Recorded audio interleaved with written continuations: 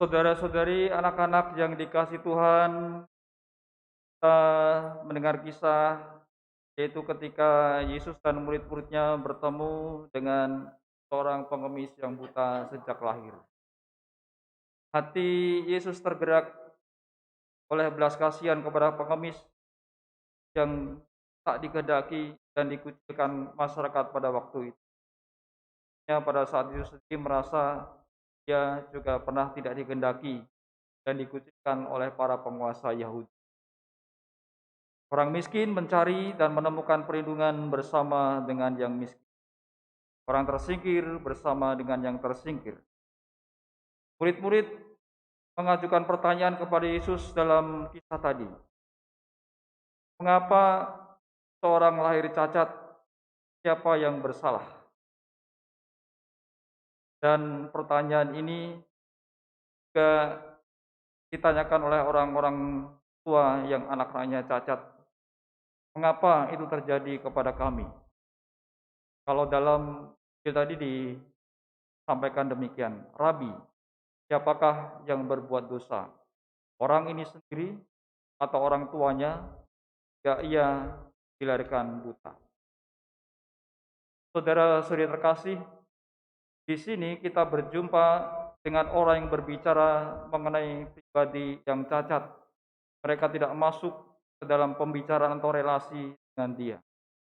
Seolah-olah pribadi yang cacat itu bukan siapa-siapa, tidak punya suara, harapan, atau kebutuhannya sendiri. Orang-orang cacat sering kali diperlukan sebagai bukan siapa-siapa. Lalu mengapa mereka dipikirkan seperti itu? Mengapa juga orang punya prasangka terhadap mereka ini? Apakah cacat merupakan hukuman dari Allah karena dosa yang tersembunyi atau dosa yang sudah dilakukan?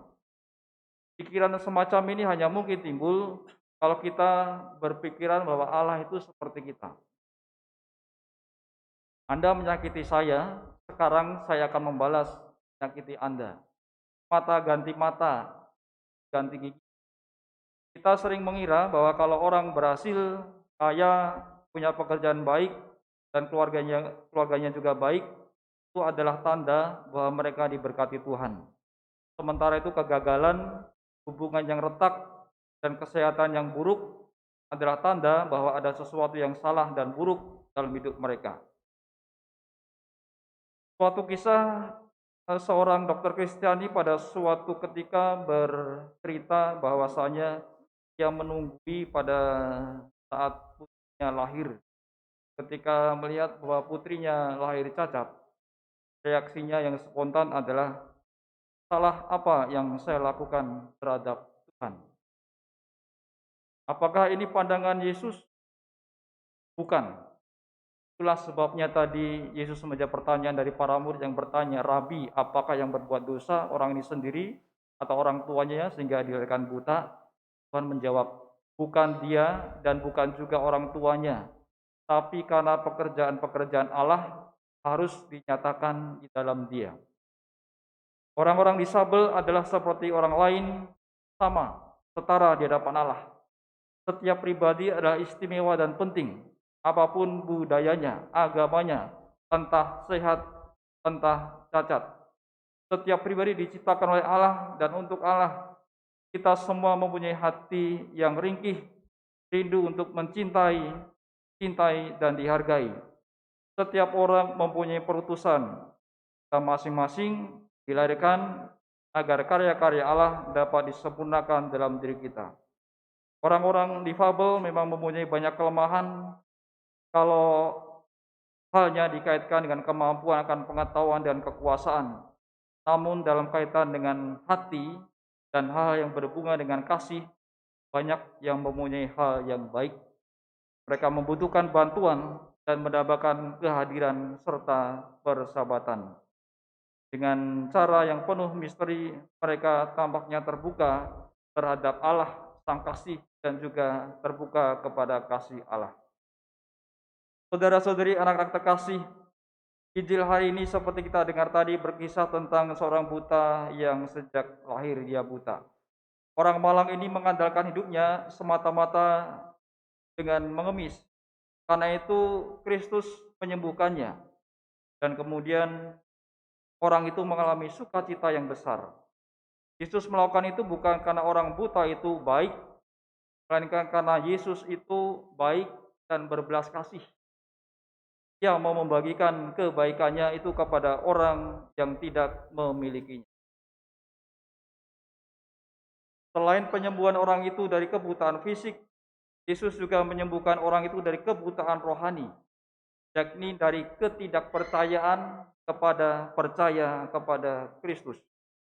Hal ini dapat dilihat dari proses penyembuhan itu sendiri. Yesus mampu saja menyembuhkan orang itu dengan mengucapkan sepatah dua patah kata, namun ia tidak melakukan hal itu. Sebaliknya ia mengajak orang itu untuk bekerja sama dalam proses penyembuhan. Ia menyuruh si buta membasuh dirinya di kolam Siloam setelah matanya dioleskan dengan lumpur. Orang itu dapat saja menolak permintaan Yesus, namun dengan mengikuti perintah Yesus, ia telah mengawali perjalanan imannya menuju kepercayaan kepada Yesus. Hasilnya, setelah mengikuti perintah Yesus, orang buta itu mengalami kesembuhan. Bukan saja sembuh dari kebutaan fisik, melainkan juga sembuh dari kebutaan rohani. Dia menjadi percaya kepada Kristus.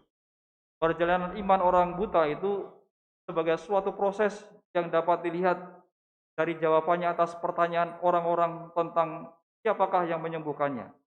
Mula-mula ia tidak tahu siapakah orang itu, dan orang buta itu hanya mengenalnya sebagai orang yang disebut Yesus. Kemudian ia mengakui Yesus sebagai nabi. Lalu imannya terus bertumbuh dengan mengakui Yesus sebagai Allah. Akhirnya ketika Yesus menantang dia dengan bertanya, apakah ia percaya kepada Putra Manusia? Ia menjawab, aku percaya Tuhan. Lalu ia bersujud menyembah Yesus dan bertolak dari penyembuhan fisik. Orang itu terus berjalan menuju penyembuhan rohani, yakni penyembuhan dari ketidakpercayaan kepada kepercayaan akan Allah dan Putra Manusia. Saudara-saudari, anak-anak terkasih, secara fisik kita semua tergolong orang yang mampu melihat. Kita tidak buta secara fisik. Sayangnya mungkin belum tentu demikian dengan kehidupan rohani kita. Orang mungkin buta secara rohani kalau ia tetap tidak percaya kepada Yesus dan tidak menyerahkan hidupnya kepadanya. Dan orang juga akan tetap buta secara rohani kalau ia kemudian tidak mampu menangkap kehendak Allah dalam hidup.